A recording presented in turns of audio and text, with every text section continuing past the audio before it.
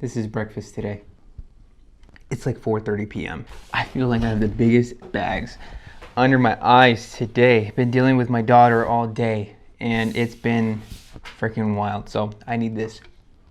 What's going on, everybody? This is Danny with Romeo Echo Real Estate, a veteran-owned and operated brokerage out here in Southern California. Today, we're gonna be talking about how you can sell your house, how you can do it on your own. I know it may seem counterintuitive for a realtor to tell you how to sell your house, but I kind of want to go over it so that you guys can realize how difficult it is and how at risk you become once you do decide to do that. There's a lot of extra steps that I'm not going to be going over because it's just, this video would be like an hour and a half long. So I'm gonna be going over the basics and some things that you can have discussions with other people. You know, I'll show you who to talk to, who not to talk to in regards to getting advice. Yeah, let's get rolling.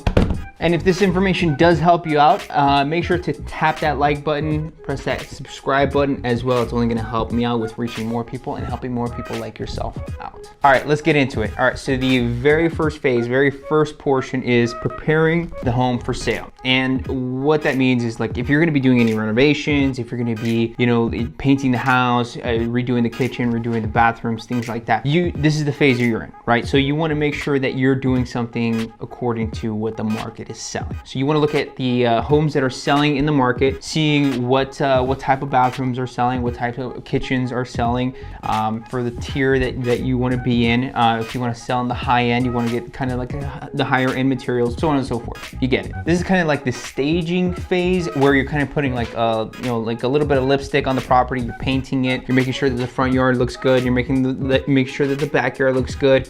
You're getting everything nice and clean, nice in order. I do recommend, if you're gonna be still living in the property, you start to declutter. You start to clean things up, have a place for everything, and that, you know, like, you're making sure that it's as neat as possible. Step one is preparing the home for sale. With you doing all of this market research, you're gonna be kind of going into kind of the second phase of this whole process, which is determining the sell price of the home. So you want to compare apples to apples, right? So you want to make sure that you're comparing your property to something that's comparable to itself. You don't want to compare a 2,000 square foot home to a 10,000 square foot home. Common sense does apply, but you want to make sure that you're as close as possible, and meaning like in size and portions, and then actually physically as close as possible. I don't like to go beyond a half mile if I have to. You know, the very max is I will go a mile depending on the area. So you want to look at in your area, see what's selling, you know, other houses that are selling in your neighborhood. So as an agent, I do that. I do pull information for my clients and I get a comparable market analysis. And it's very simple for us, but it may be a little bit difficult for you because you can't see really what has sold and what the numbers are. So if you have an agent on your side that can help you out, I mean, might as well list it with them. But if you don't want to do that, I mean, there's ways to go around it.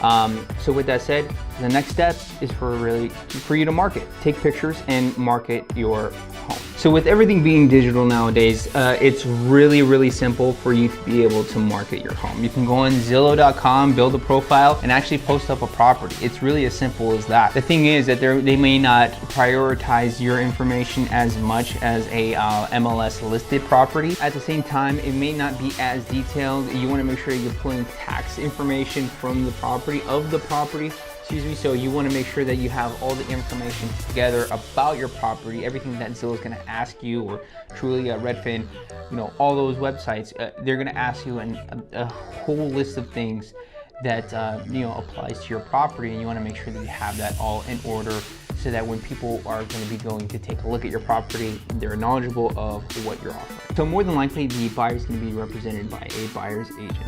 In that instance, you want to kind of set aside some funds from your equity to be able to pay that person. Typically, it's going to be 2 to 2.5%. If you're going to be paying less, you're going to have less incentive to look out for you in that regard, and they're going to probably lowball you. They're not going to look at you very seriously. You got to keep in mind that, you know, this is what we do. You know, all of our funds typically, you know, with the typical agent, you know, all their money comes from a sale. So, you know, when you discount it right off the bat, you know, and we're representing a buyer, we're doing a lot of work as a buyer's agent. we're not going to take it as seriously. We're probably going to be pushing them towards a different property where they're going to be offering 2.5% if you're going to be doing anything below 2%. So just keep that in mind. It is a hot market. Some people might take it, but yeah, just keep that in mind. All right, so now that you have it marketed and you have everything out there and you have people going and taking a look at your property and you finally get a buyer, you get somebody that puts in an offer for your property. There's going to be a lot of terms in these contracts that you want to really pay attention to and you want to be really knowledgeable of. So what I'm going to do is I'm going to put on the screen, and I'm probably going to put in the description below a link to or a pamphlet, something that's going to show you all of these terms and what they mean, or just for you to do your own research. I want you guys to feel completely knowledgeable of all the information that you're going to be coming across when you're selling your property. It's really important to be knowledgeable of these terms because it affects you legally and financially. So make sure to pay attention to all these terms that I have right here. Once you're in contract and you have the negotiations in place in regards to the contingencies and the inspection timelines and everything like that, you have to conform to what you signed for. So you go through the inspection, you go through the appraisal, you do everything with the disclosures, and you send all the information you need to send over to escrow and the title companies, things like that. So everything's in order. You need to start preparing to do your move. Now, let's say you need to purchase a property after you sell this property. There's things that you can put in place prior to getting into contract, which is going to be another contingency. It's going to be contingent on you finding a replacement property.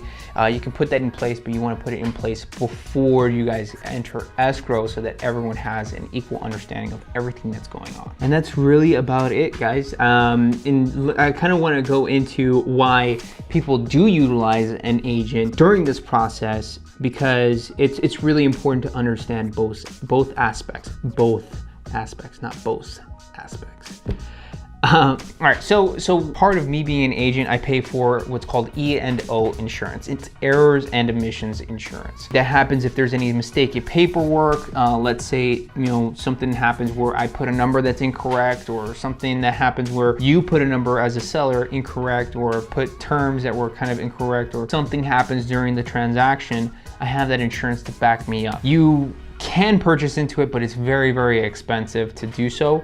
And there's a lot of stipulations involved. So I have that on my back. Also, I as an agent, I'm trained in ways that allows me to facilitate a transaction much easier. I have those connections with escrow companies, title companies, inspectors, appraisers, things like that. That's going to be very valuable in something that I do on a daily basis. And with somebody that's not very knowledgeable, even for me, when I first started, I didn't know a lot of these things that I know now, being in the business years later. I have those connections now. I have the ability to facilitate a transaction very, very easily. But it is very difficult when you first start out. But other than that, I think that's it, guys. I kind of wanted to make this down and dirty, really easy. I just kicked my camera. Yeah, so I wanted to make this as simple as possible for you guys. Hopefully I was able to break it down very easily for you. I'm gonna put some links to some articles that I've been able to do some research on. I do recommend that you do use a realtor. Do use somebody that can help you out with the whole entire process. They are worth the money if you find a good one. All right, guys, I'll see you next time.